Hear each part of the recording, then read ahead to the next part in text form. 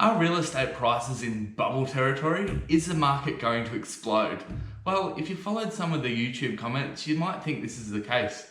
Comments such as, "Wake up losers, the bubble's going to pop," or "It's a Ponzi scheme waiting to explode."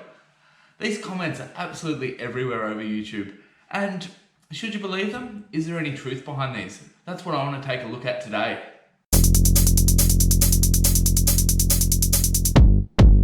Essentially, if you want a roof over your head, you've got two options in life. You either need to rent the property that you live in, or you need to buy the property.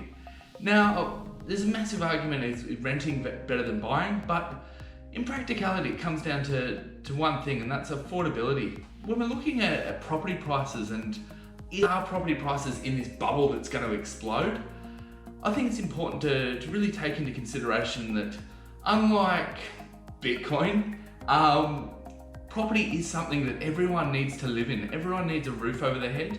And because of this, there's always going to be demand from both sides. Rental, there's always going to be people wanting to rent property, and there's always going to be people that want to buy property. So in that regard, I don't think housing is in a bubble, but let's look and have a look on the affordability side and see if property is affordable in today's society, or if we are likely to see prices drop to a new normal level. In the 2016 Australian census, the average median household income was about $1,400 per week. So that's the average household. That's taking into consideration single people households, couples, retirees, all across the board, and the median household income come in at $1,400 per week, just over, I believe it was $1,438.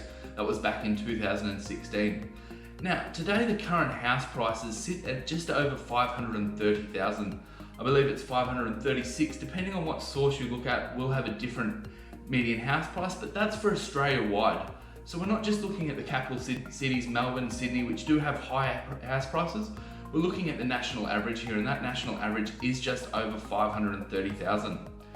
So if you were to go out and get a loan on a property for the median house price, which is just over $530,000, at the current interest rates, you'd be paying about $460 a week repayments. That's if you borrowed 80% of the purchase price. Now, is $460 a week affordable? Well, with the median family income sitting at about $1,400, paying about $460 a week towards a property works out to be about a third. In my books, I think that's quite affordable. I think that's what we're seeing most households pay at the moment, is around that third of their income towards either renting or ownership of a property. Now, the important thing is here, if you are owning a property, as much as you will be paying $460 for a 30-year period, eventually you will get to a point where you own that property outright.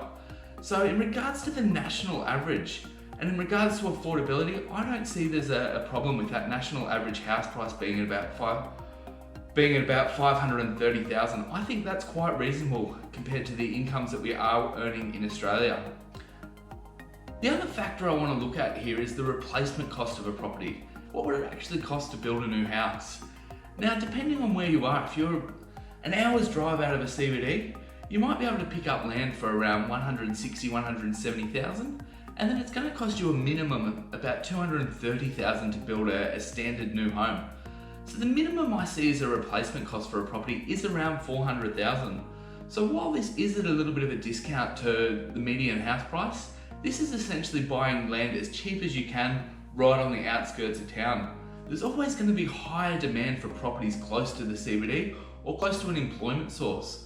So this is where our median house prices that we see of $1 million in Sydney and Melbourne, I don't actually see as being that extreme. People want to live close to the city, and people earning higher money that can afford to live close to the city will always be driving up those prices close to an employment source. So even in our little country town of Cairns here, we see the median price of properties close to the city considerably higher than those when we go out to the outskirts, that sort of 40 minutes drive out of the city. And that isn't uncommon. So as much as the replacement cost of a property I see as a minimum of sort of $400,000, with the median price being $530, by the time you take into account that people want to live closer to a CBD, closer to an employment hub, they're going to pay a premium for that. So I don't see that sort of 25% discount on the replacement cost as something alarming or bubble-like conditions.